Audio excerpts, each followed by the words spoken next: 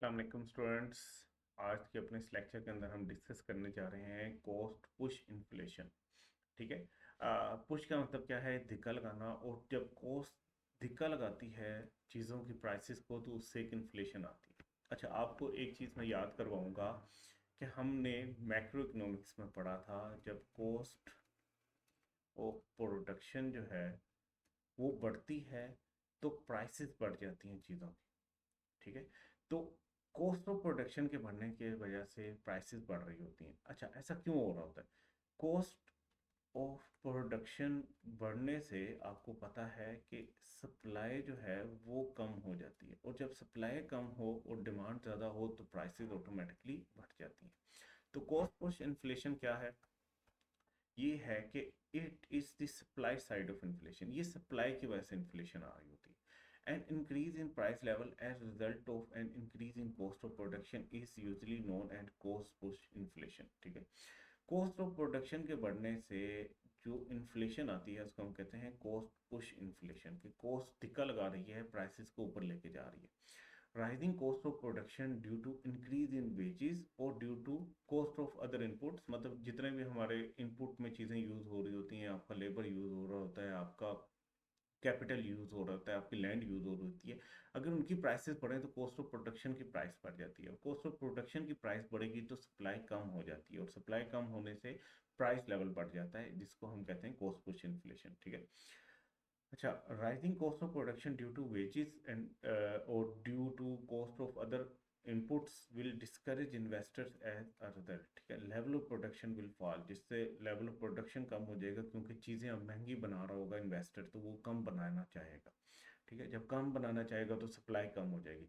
Under such circumstances the short run aggregate supply curve will shift leftward, और जिसकी वजह से शॉर्ट रन एग्रीगेट सप्लाई में leftward shift आएगी। prevailing the shortage in the market will put the upward pressure on the market price level।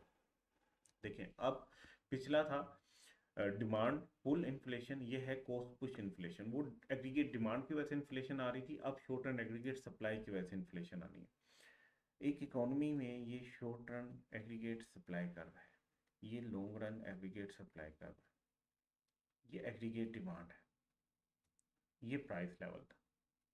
ठीक है। से के short and aggregate supply curve जो है उसमें शिफ्ट आया है इस साइड पे। ठीक है। इसका मतलब क्या है कि सप्लाई कम हुई है। इस साइड पे शिफ्ट आने का मतलब क्या है? सप्लाई कम हुई है। ये सप्लाई क्यों कम हुई होगी? क्योंकि कॉस्ट ऑफ प्रोडक्शन बढ़ गया। इस साइड पे शिफ्ट आने की वजह से प्राइसेस बढ़ जाएंगी, और ये क्या कहलाएगी? प्राइसेस का बढ़ना कहलाएगा कॉस्ट पुश इन्फ्लेशन। की कॉस्ट ने धिक्का लगा के इन्फ्लेशन को बढ़ा दिया। ठीक है। कॉस्ट पुश इन्फ्लेशन, जैसे कि मैंने अभी आपको बताया कि सी के ये short run aggregate supply curve है, यहाँ पे प्राइस लेवल जो है वो P1 पे है।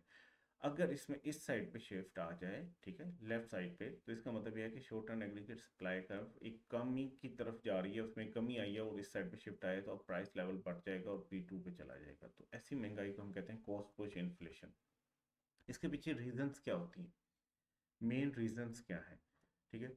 मेन रीजंस हैं कि आपकी लेबर की जो है वो कॉस्ट बढ़ गई हो, मतलब आपकी वेजेस बढ़ जाए, तो वेजेस बढ़ेगी तो कॉस्ट ऑफ प्रोडक्शन बढ़ जाएगी।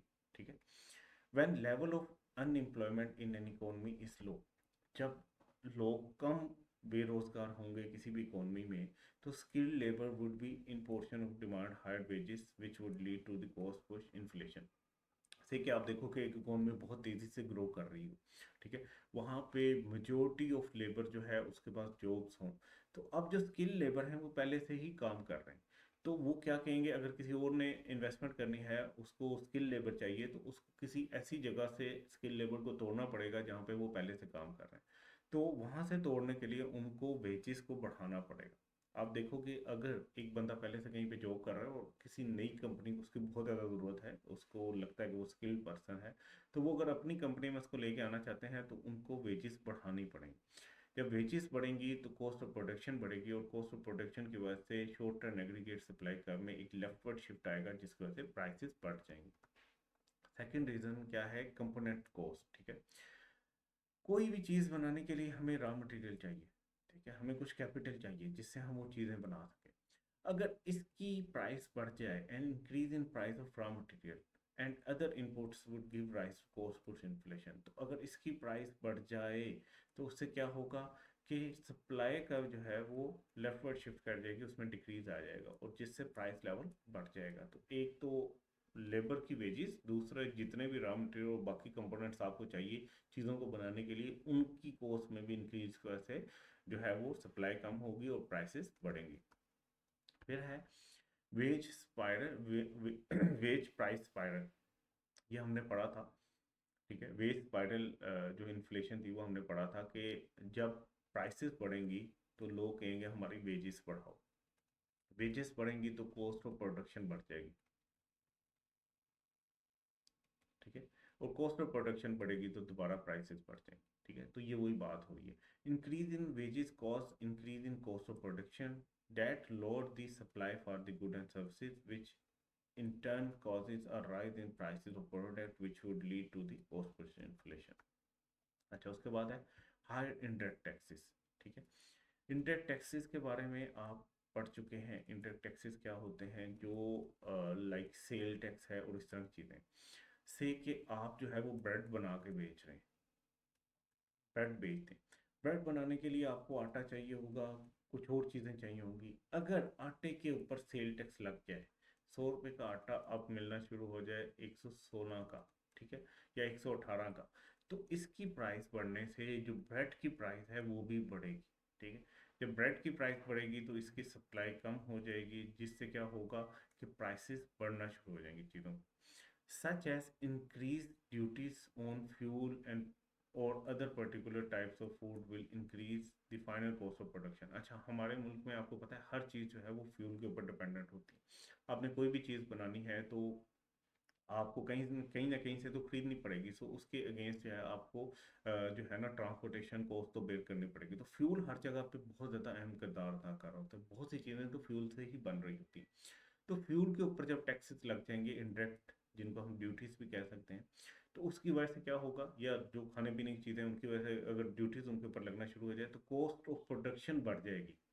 जो जो चीज़ें भी आप प्रोड्यूस कर रहे हो फ्यूल को यूज़ करते हुए या बाकी चीज़ों को यूज़ करते हुए, अब क्योंकि उनके ऊपर एक इनडायरेक्ट टैक्स भी आ गया, एक एडिशन होगी कॉस्ट के अंदर, तो अब उस चीज़ की भी प्राइस बढ़, ठीक है, जिसकी वजह से क्या होगा कि सप्लाई कम होगी और जो है ना वो आपकी प्राइसेस ओवरऑल इकोनॉमी में बढ़ जाएंगी।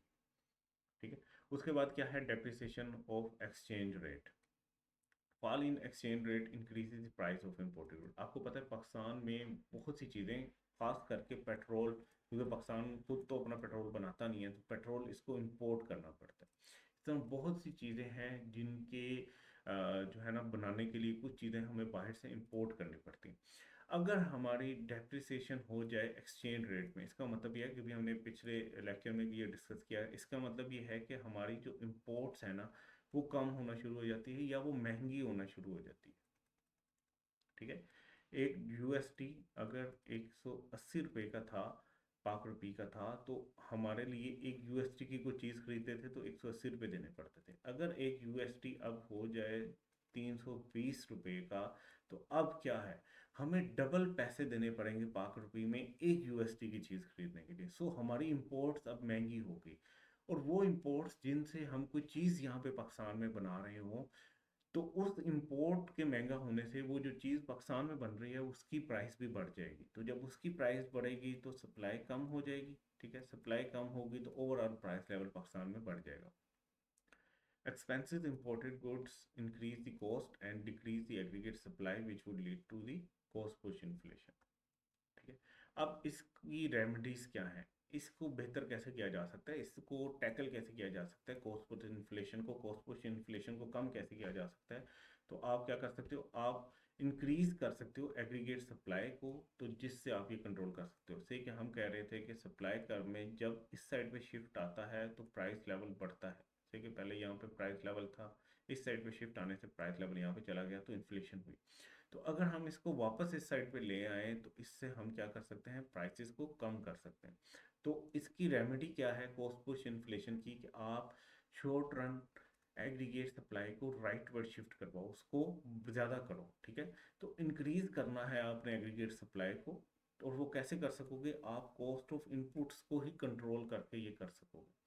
देखो इस साइड पे शिफ्ट क्यों हुई थी, कॉस्ट ऑफ इनपुट्स जो थी वो बड़ी थी, कॉस्ट ऑफ प्रोडक्शन बड़ी थी, तो इस साइड पे शिफ्ट कर रही थी। अगर आपने इसको इस साइड पे शिफ्ट करवाना है तो आपको कॉस्ट ऑफ प्रोडक्शन को कम करना पड़ेगा, ठीक है। तो आप कम कर दो वेजिस को, ठीक है, आप एक लिमिट लगा दो कि भाई इस लिमिट से ज़्यादा वेजिस नहीं पे करेंगे। जब वेजिस कम होंगी तो कॉस्ट ऑफ प्रोडक्शन कम होगी और सप्लाई बढ़ेगी, और सप्लाई बढ़ने से प्राइस लेवल नीचे आ जाएगा। Wages can be a significant input cost. By keeping the wages low, this will reduce the upward pressure on the final prices. फिर आप क्या करो, आप यूटिलिटीज का मतलब क्या है, बिजली, ठीक है, गैस, पानी, इन चीज़ों की प्राइसेस को भी लिमिट में रखो। इसके लिमिट लगा दो कि ये गवर्नमेंट ये करे कि इनकी प्राइसेस को कम करे। इनकी प्राइस कम होने से भी कॉस्ट ऑफ प्रोडक्शन कम होगी और सप्लाई बढ़ेगी और प्राइसेस जो हैं वो कम हो जाएंगी। फिर आप क्या करो, आप अपने एक्सचेंज रेट को बढ़ाओ। हमने कहा था एक्सचेंज रेट डेप्रिसिएट हो जाए तो उससे इंपोर्ट महंगी हो जाती है, तो अगर एक्सचेंज रेट बेहतर हो, एप्रिसिएट हो जाए, तो आपका जो है ना इंपोर्ट्स वो आपको सस्ती लगेंगी। जब इंपोर्ट सस्ती लगेंगी तो इसका मतलब है कि आप चीज़ें सस्ती बना सकोगे, जिससे सप्लाई बढ़ेगी और प्राइसेस जो है वो कम हो जाएंगे। एप्रिसिएट कैसे किया जा सकता है ये हम आगे चल के पढ़ेंगे, नेक्स्ट चैप्टर्स में इसको अच्छे से डिस्कस करेंगे। एप्रिसिएट का मतलब ये है कि अगर पहले यूएसडी एक जो है वो आपके 180 रुपये का था, तो अब अगर आप किसी तरीके से एक यूएसडी जो है उसको कहीं 80 रुपये पे ले आओ, तो इसका मतलब क्या है कि आपने एप्रिसिएट कर लिया अपनी करेंसी को, आपने एक्सचेंज रेट को एप्रिसिएट कर लिया, ठीक है। तो इससे भी कॉस्ट ऑफ प्रोडक्शन जो है वो कम होगी और सप्लाई बढ़ेगी, जिससे प्राइसेस कम होगी। फिर आप क्या करो, टैक्सेस कम करो, इनडायरेक्ट टैक्सेस को कम करो या सब्सिडीज को ज़्यादा करो, ठीक है। जब आप इनडायरेक्ट टैक्सेस कम करोगे तो जो चीज़ें प्रोडक्शन के अंदर यूज़ हो रही हैं उनकी वैल्यू कम आ रही होगी, उनकी कॉस्ट कम आ रही होगी, या उनको अगर आप सस्ता कर दो सब्सिडीज दे के, जैसे फ्यूल के ऊपर आप सब्सिडी दो, ठीक है, तो फ्यूल की प्राइसेस को आप कम करो, तो जो चीज़ें फ्यूल से बन रही हैं उनकी कॉस्ट ऑफ प्रोडक्शन भी कम हो जाएगी, जिससे उसकी प्राइसेस भी कम होंगी और सप्लाई बेसिकली उसकी बढ़ रही होगी, ठीक है। Provision of subsidies and reduction in indirect taxes reduce the cost of production, hence help to controlling the cost push inflation, जिससे इन्फ्लेशन पे कंट्रोल किया जा सकता है। इंशाल्लाह नेक्स्ट लेक्चर के अंदर हम अनएम्प्लॉयमेंट वाला अपना सेकंड पार्ट जो है वो स्टार्ट करेंगे। अपना ख्याल रखिएगा, इंशाल्लाह नेक्स्ट वीडियो में मिलेंगे। अल्लाह हाफिज़।